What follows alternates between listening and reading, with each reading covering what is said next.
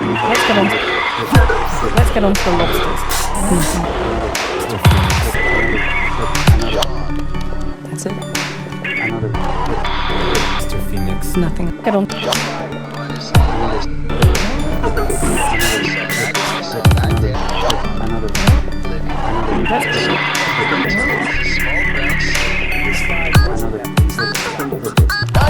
Let's go!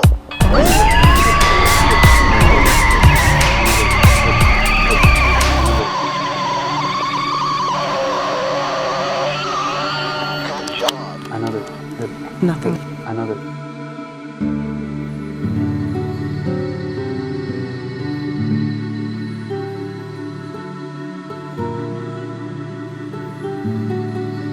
Home builds distance out of intimacy.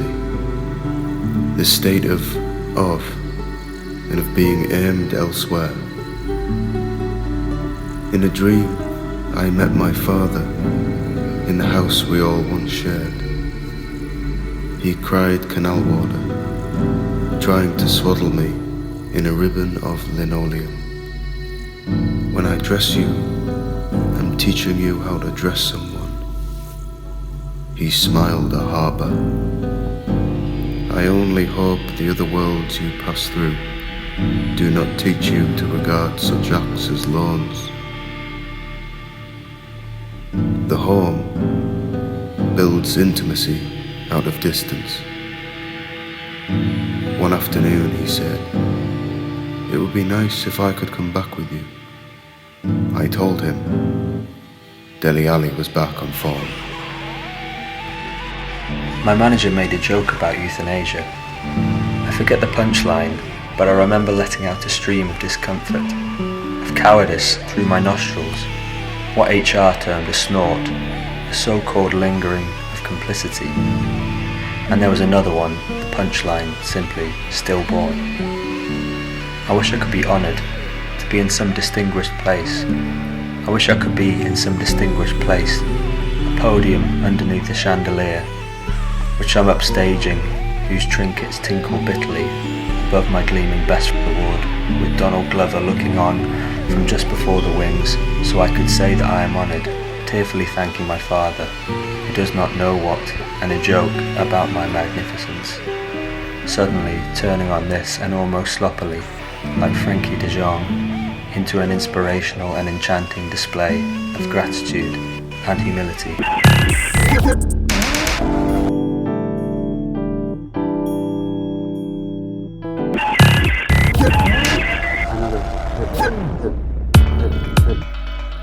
On account of the now continuous retail ruckus, I've been asked to fix up my hours, and I won't be going home this year for crookers. And the shift starts so early that I have to shower the night before. Mostly I eat Snickers 100 a week, carted home from Lidl in a wheelbarrow. And on Sundays it's binge day, I opt then for liquor, but chug to efficiently slow myself into the dumb tranquility of a vicar. Oh.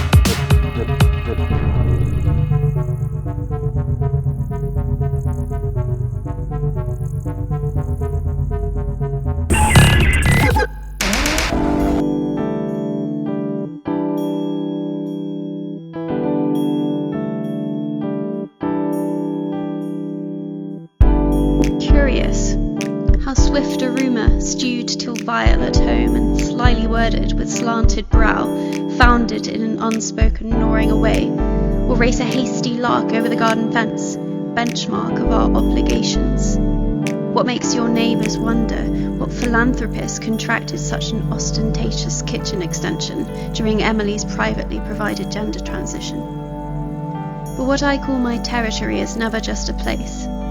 I have no change to give, because I've chosen to go paperless, but by all means unstitch my Gucci ostrich feathered Sherpa jacket. It takes a particular genius to reverse the flow of things to minus.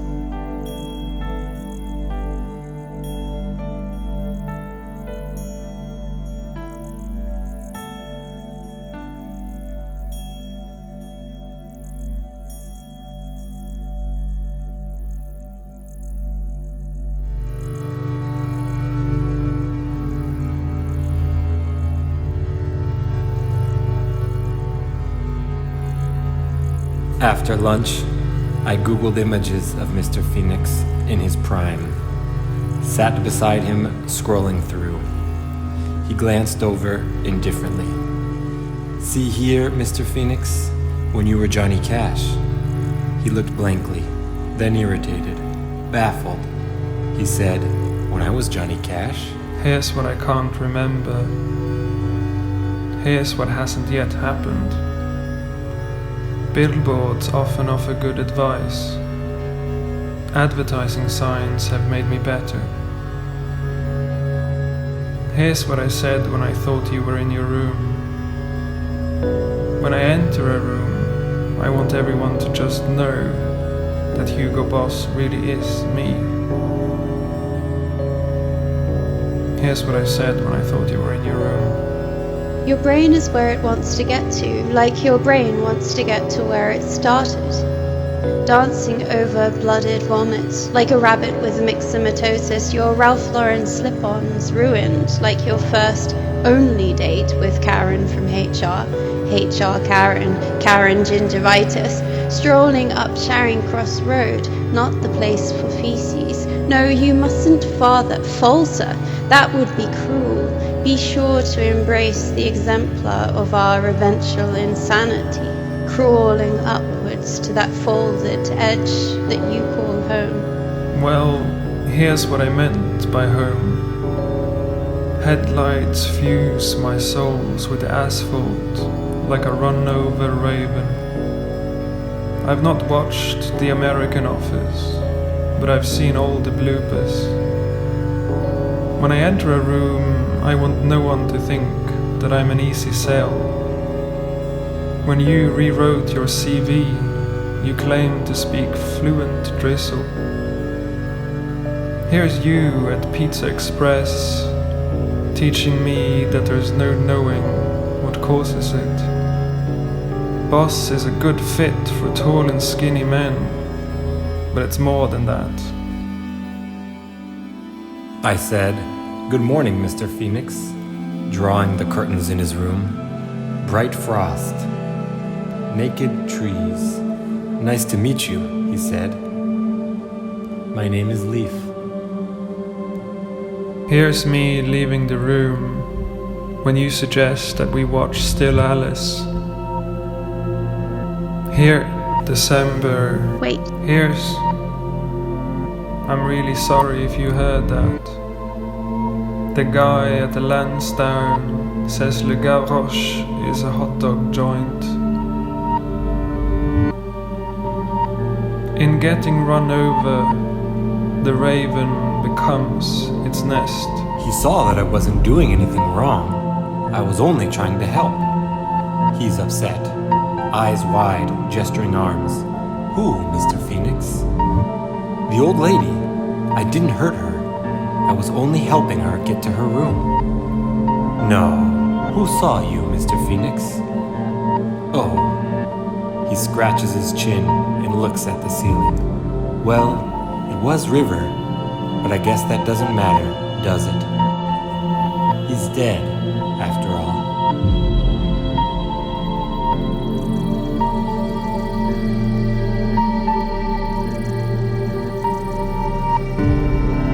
Okay, here's what I said. What I said rolled out of my mouth like that boulder at the beginning of Indiana Jones. What you said alighted in my head like a great titmouse.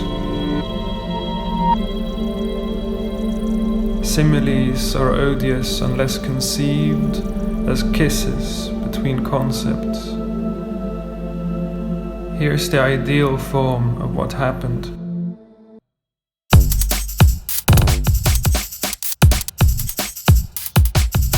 On the rack and pinion railway of your entorhinal cortex, we travel upward to the vertical boiler locomotive, whose delicate shade of hex number 4B5320, army green to the layman, is stripping, quite frankly, on account of years of subpar maintenance, which, of course, should come as a surprise to no one. CEG, for but one of legion similar such EGs, Section 4 of Debate Interface UX, EC, neocortex, reciprocal travel arrangements, and for-profit versus not-for-profit franchises. 26 September, volume 887 for further detail. Towards the CA1 and then onto the subiculum. The carriage is equipped with standard as well as easy access seating for disabled and elderly passengers, expectant mothers, and those travelling with children. But we do not sit as much as we quite frankly tumble and climb. We're on a clean-up mission and everything is normal. Normal, in fact, is an understatement. You beam like a 29-year-old Instagram star with a Burberry Christmas cracker set, which is nothing short of outstanding. The set, that is. Each cracker containing a unique and luxurious holiday scent. December again, turning the leaves to cinder. Wait. I told you I would live to see through the holidays. You yell over the quite frankly booming winter gale that is pounding down on us from the upper heights of the CA1, which has your toupee pinned to your skull like plum-coloured roadkill on a front tire. Don't say greetings before we've crossed the river, I shout back, with my eyes plastered to a printout of the MRI scan that pinpoints the exact location of the crow's nest, for whose benefit we are packing a couple of pump-action Winchester M1897s.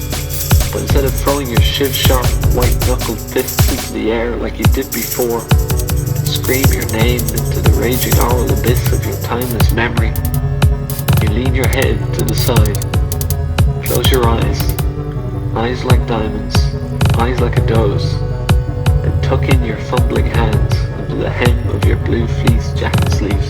December again,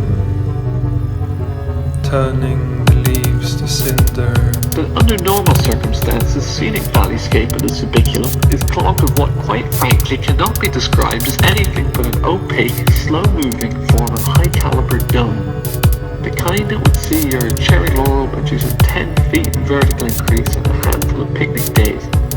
Branches so thick that it can concuss any fleeing apple filter.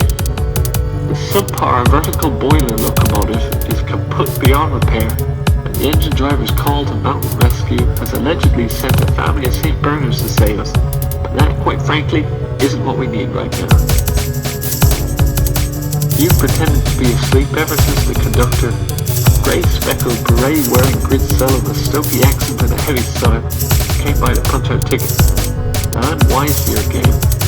You're nervous and scared, and so am I. Here's where we are, I say, poke your ribs with my elbow, pointing at the black and white printout. And here's where the nest is. We can still make it if we want. It's a 15-degree descent for 6 miles through 4 feet of heavy neural degeneration, followed by a short 45-degree incline of mostly half-formed adjective, at which point we should be able to glance at the parahippocampal. Wait. Sunjin, you say with desperate eyes that bleed time like a lunar light pillar descending on the frozen plains of your homeland, eyes like Abraham's into the mountain. Be damned to the wretched who want company in their misery. The imperishable, slow-flowing, high-caliber dung has begun to rise on account of a sudden and unexplained avalanche originating in what I estimate must be the treacherous backwaters of the CA3. Sunjin, listen to me. Oh, be damned. Oh, how they all be damned. Sunjin, it was never meant to be. Do you hear me? Sunjin, listen, it was never meant. Sunjin, it was never meant. Sunjin, are you listening? Sunjin. Where must we ever be? Sunjin, do you remember the way Mother would laugh? Are you listening?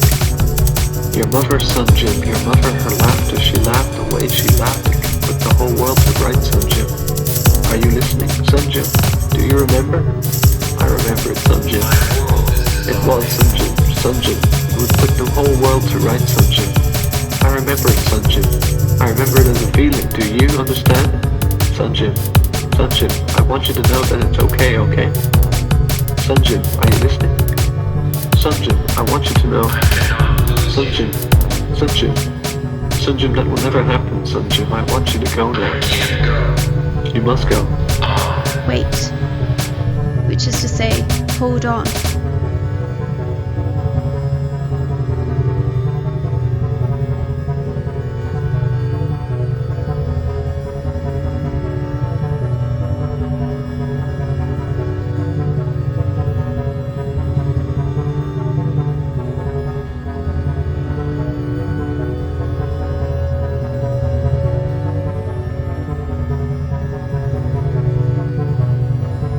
it is difficult for me.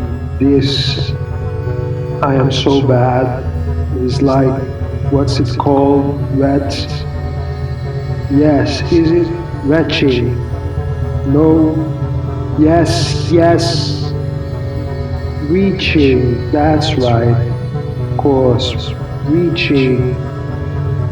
Yes, it is a bit like that, or like something else, maybe. Sometimes you can go here or there, or you can go somewhere, or, well, others can. I can too, but it is not. Well, I can't, but you are good, and that is, well, that is good also. You are? Yes, okay, yes, you must go. I understand. Okay, you will come back? I see. When? You will. Sometime, some other time, yes. You must go now.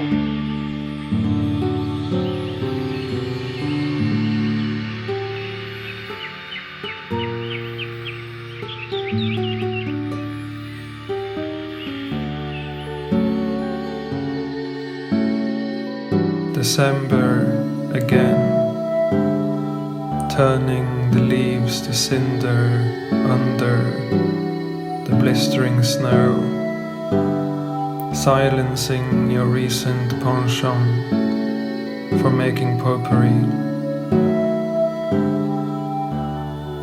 We were caught out by autumn, but it's no damn use dwelling on it. August is where I'll press pause, somewhere between Atlantic City, hot dogs on the balcony, and that long hug goodbye. Every film needs a closing shot, you said. Well, I know that'll be mine, and perhaps I'll be yours, if one day you come back. Människan är en tid och sen...